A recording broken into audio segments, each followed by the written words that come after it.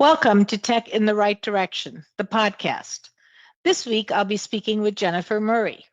Jennifer entered the tech industry after college and spent over 20 years with AT&T and Cisco Systems. More recently, she pivoted to share her skills and experience with small businesses that struggle to win and retain top talent.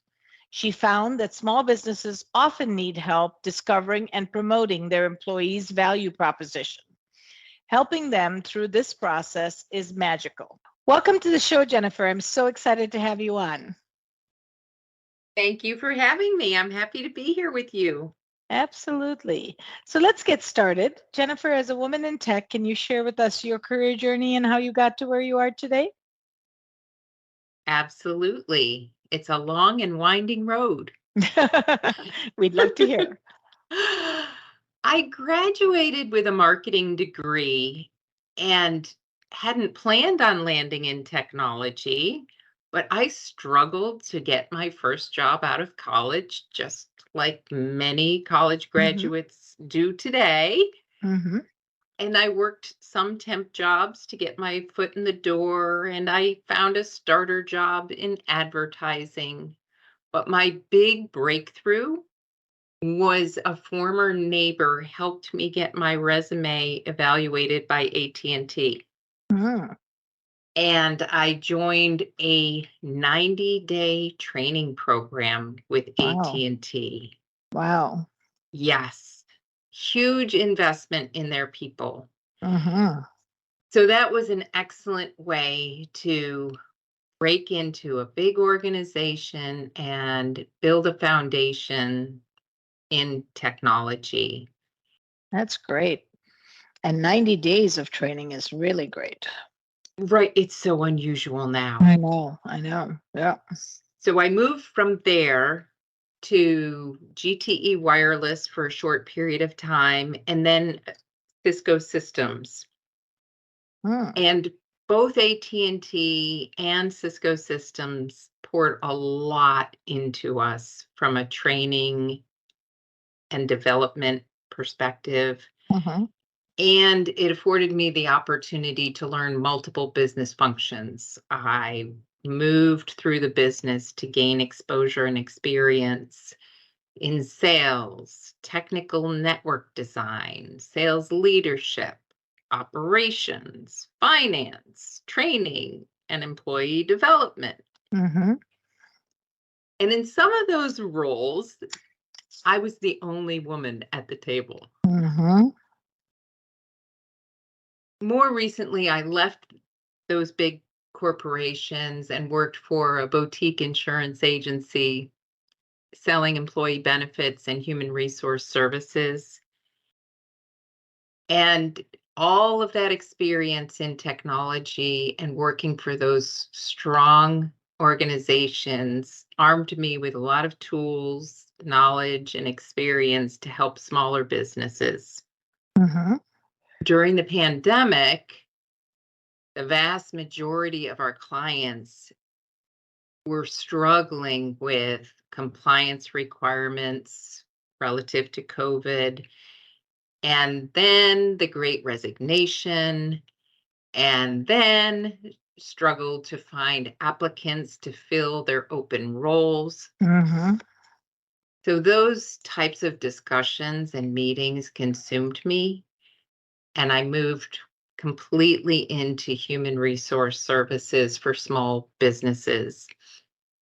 Some are in the technology space, some are startups, some are more mature organizations, but the common requirement is they need help with their human resources. Yeah. And this is your own business? This is Nice. Onboard Solutions. Very, very nice. Wow. What a twisted and turned, career to get you here. But that's awesome because all that experience, everything you learned has really helped you grow. Absolutely.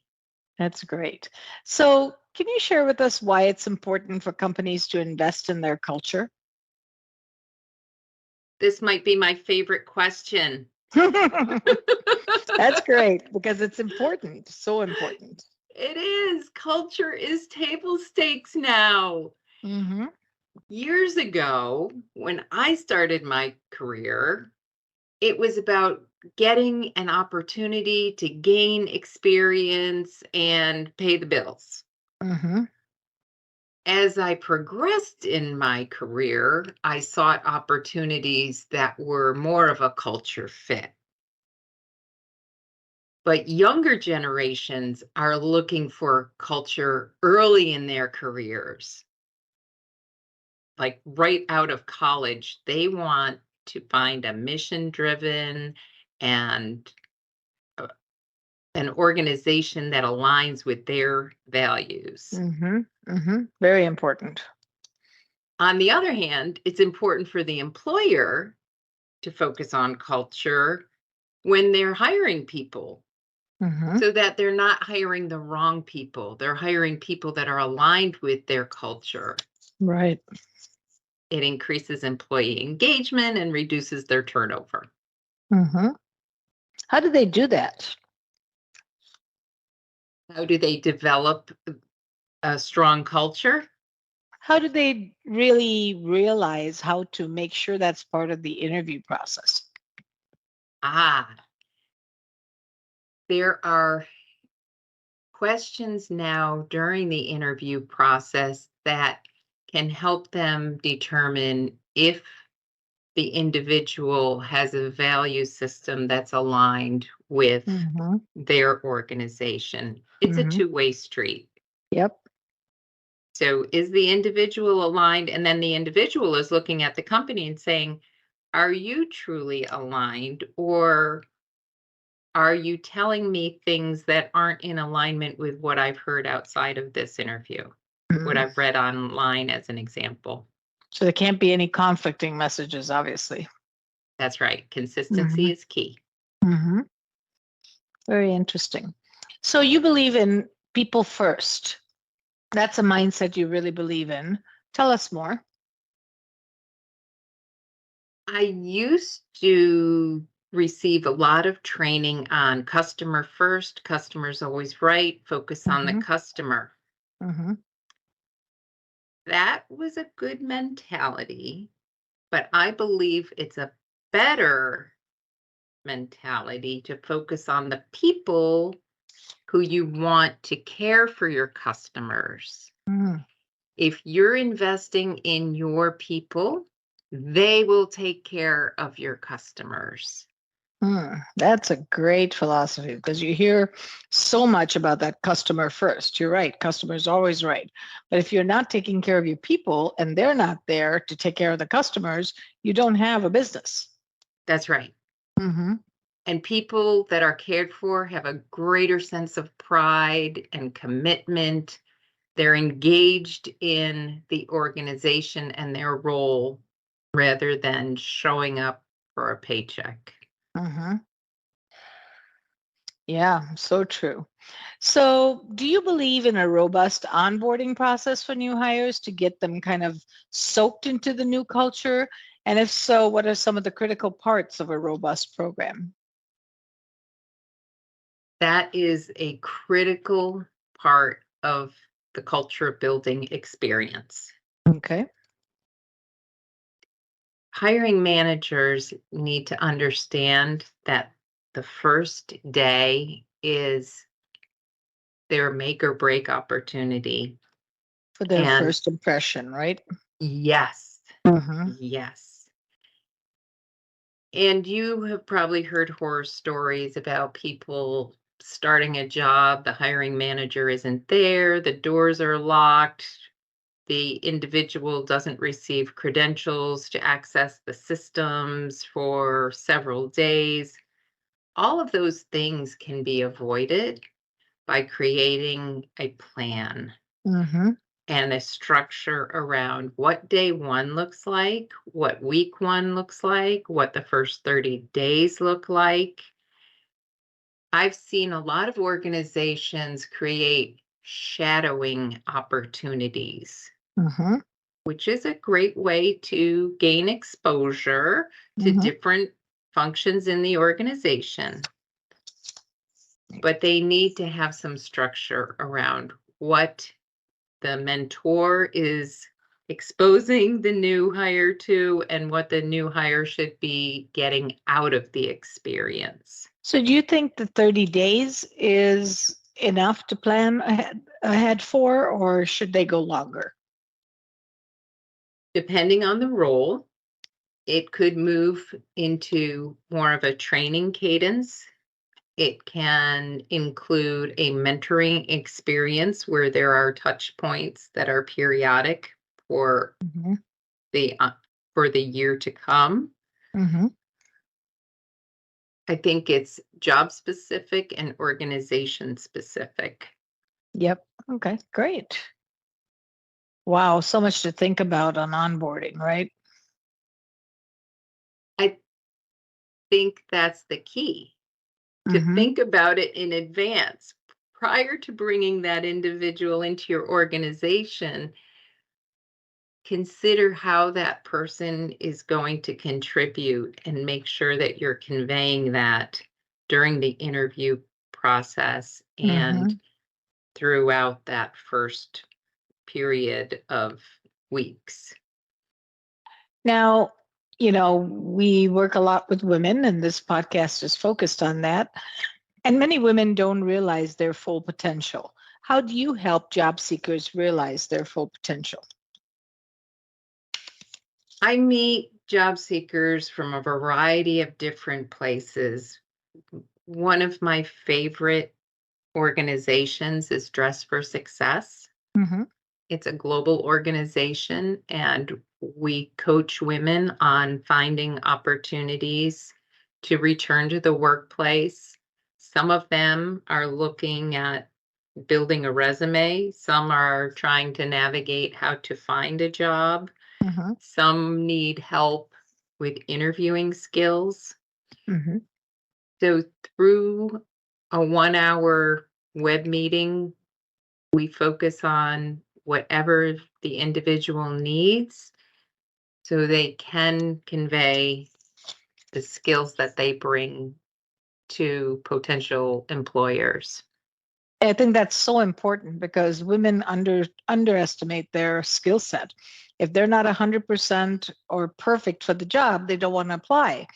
But a man, if they're 60% qualified, they will apply and get it because they're confident. Do you That's a see that lot of too? it. Yes, it's the confidence.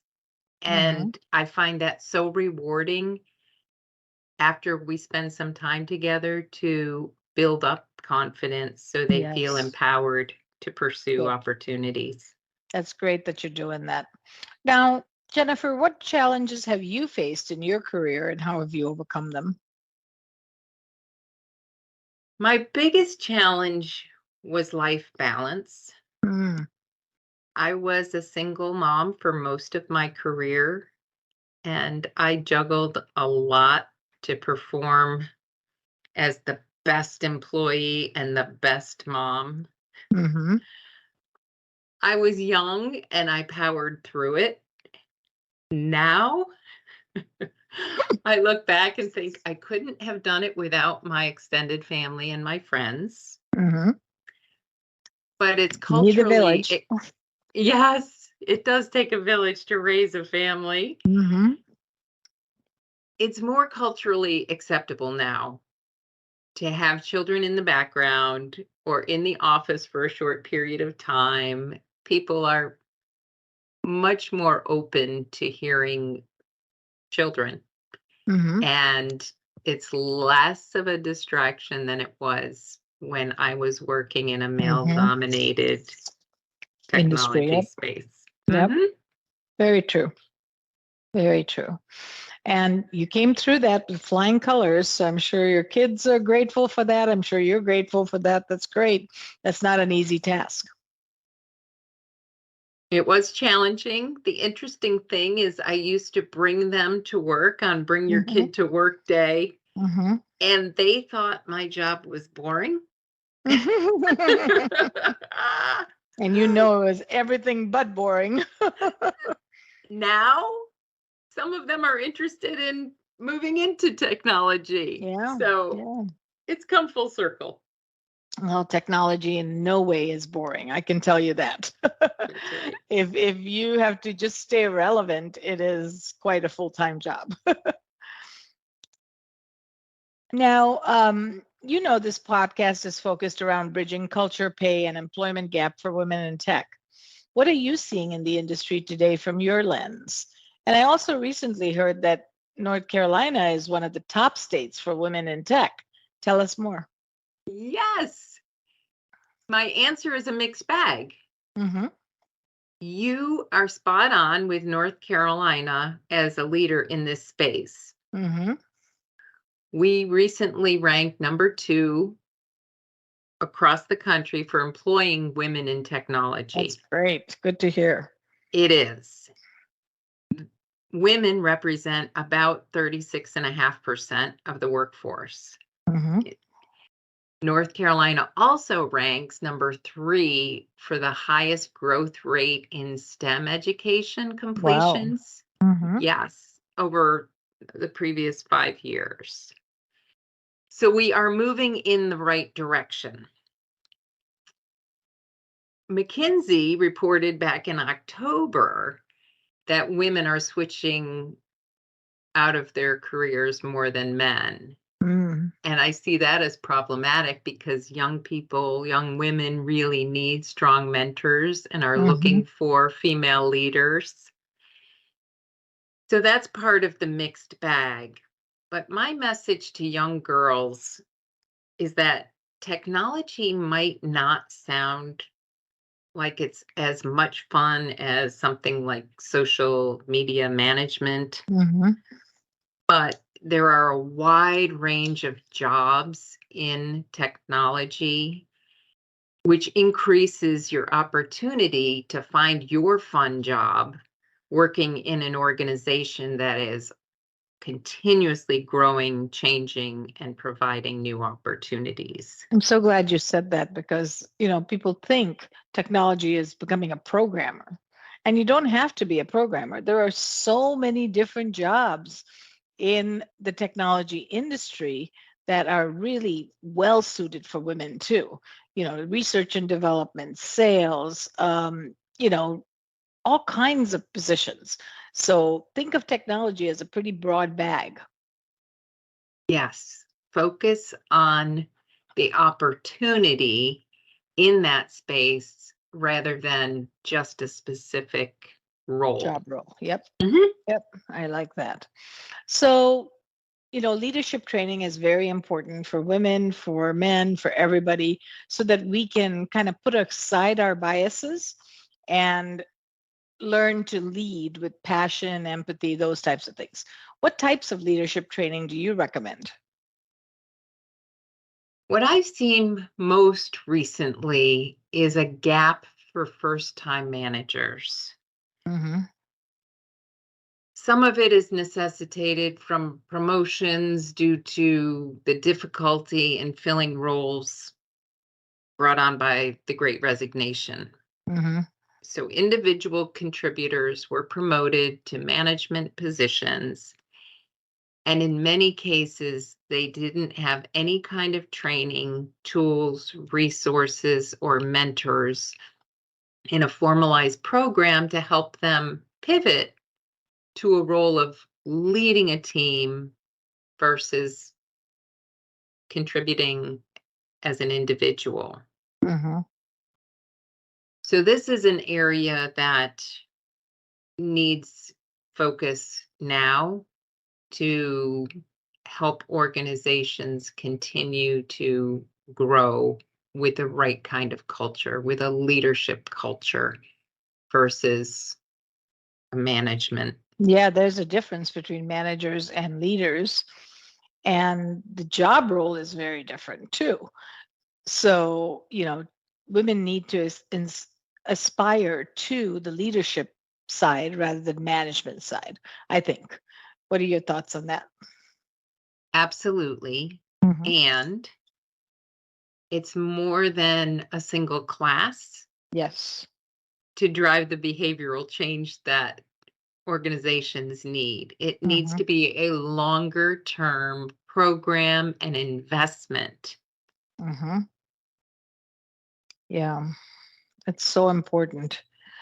All right. My next question is very selfish because I love to travel and I know you like to travel as well. So, where is your favorite place that you've been to and you loved and why? This is a wonderful question. Have you been to the Amalfi Coast?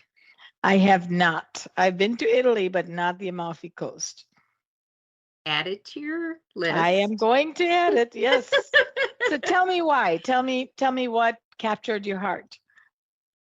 I like to hike, Mm-hmm. and we went to Boomerano and Mm-hmm. hiked the Path of Gods. Oh my gosh, that is so fabulous. Can you even imagine I hiking the can't even Path of imagine. Gods? It was somewhat challenging, but the view was incredible. Mm, And at the end of the path, there was a small shack-like cafe hmm with this elder couple that greeted us and served fresh caprese salad and Oh, really cold beer. mm. They were such great hosts and hostesses. And on the way out, they offered us a shot of limoncello. Oh my gosh, that would have done it. What a perfect experience. Yes, yes. And I really believe that the best vacations or the best travel places are the people that you're with, the atmosphere, what you're eating, what you're drinking, what you're, doing. It's not so much the place. The place is beautiful, but if you didn't have all those other little things, it wouldn't be your favorite place. So I think your heart really sticks with people and experiences more than anything. That is so true. That's amazing. Oh, I definitely am adding that to my list. I And I will. want to hike the path of God. Yes, I will I, send I you the want to do link. that. Yes, please do. I would love to see it. Yes, please do. Well, this is amazing. Jennifer, you are amazing. I'm so honored to have you on my show. Can you share with our listeners how they can get a hold of you? Sure. My website is onboardwithus.com, Nice. and my email address is jennifer@onboardwithus.com. That's perfect. Well, thank you, thank you, thank you. I really enjoyed our time together and look forward to having you on the show later again. Thank you, Jennifer. Thank you. Thank you for listening to Tech in the Right Direction. Please take a minute to subscribe or follow so that you never miss an episode. Also, don't forget to like, share, and comment. Thank you. See you next week. From IT skill enhancements to end user adoption training, Directions Training is your resource to help optimize the effectiveness of your technology investments. Over 500,000 students have taken advantage of our wide selection of technology and business training solutions, covering the most popular applications today, such as Microsoft 365, Azure, Windows 10, and more. As a podcast listener, we invite you to take advantage of an exclusive offer. Receive 30 days of free access to our Microsoft official curriculum on-demand courses for IT professionals or end users. Visit us at www.directionstraining.com/podcast to claim this offer today. Hurry, this offer is only available for a limited time. Success is a journey. Ask for directions.